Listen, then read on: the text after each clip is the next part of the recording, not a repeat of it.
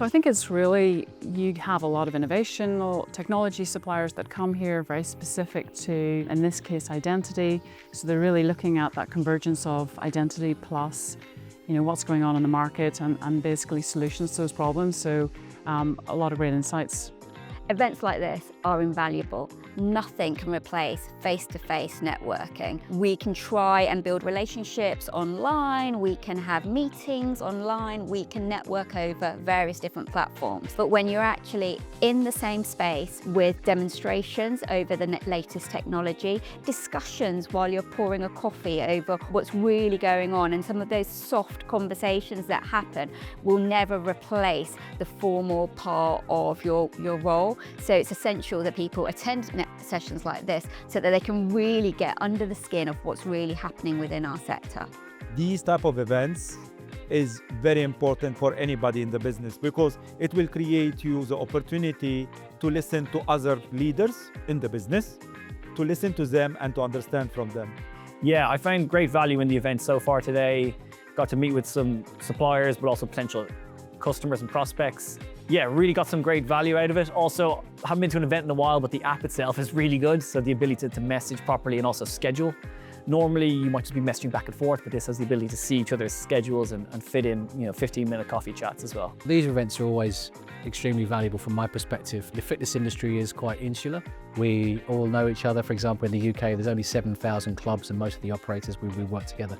I love these events because it helps me to break down some of the silos, break down some of the blinkers in terms of some of the thinking, meet with new people and understand exactly how other industries are really leveraging technology to support the customer experience. I'm a massive advocate for in-person networking. I think post-COVID, there was a massive transition to remote.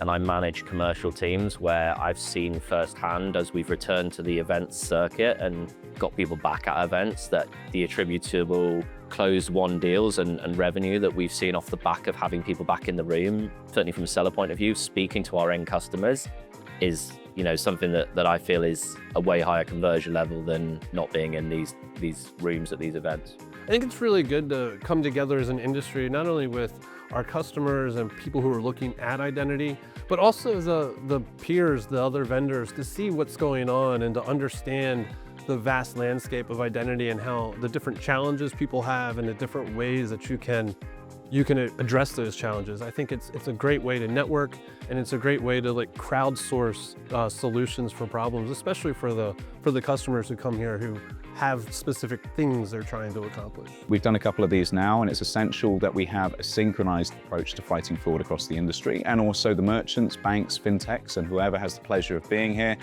do tackle it within a manner which is not siloed. If we do this fragmented, of course, then let's say the fraudsters, which are either opportunistic, right, everyday fraudsters, if we're looking at different types of fraud from the day-to-day merchants such as Get, Just Eat, etc., which are users targeting different bonuses or different onboarding packages or chargeback fraud. But we also have the very nefarious actors, which are not opportunistic, but more so focused on criminal organizations. And they're going out to businesses, banks, fintechs, and targeting the weakest link. If we're not working together and if we are fragmented, both on the technology side, but also the understanding of what typographies of fraud out there, what types of, let's say, tools, including AI, are being used by fraudsters to, let's say, target different banks and fintechs and find the weakest link, they are going to suffer.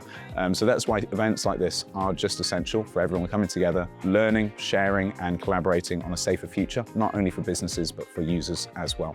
Yeah, we work in what is quite a small industry, and so I think all getting together in a room is great. We get engagement, there's a community spirit. I think a lot of these events help really sort of power the amount of partnerships that can be done.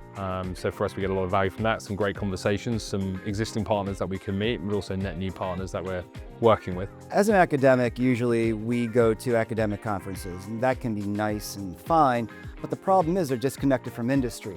What I love about coming to events like this is that I'm able to meet with people who are industry practitioners. I'm able to stay on top of the latest trends and the latest happenings that are occurring in real time.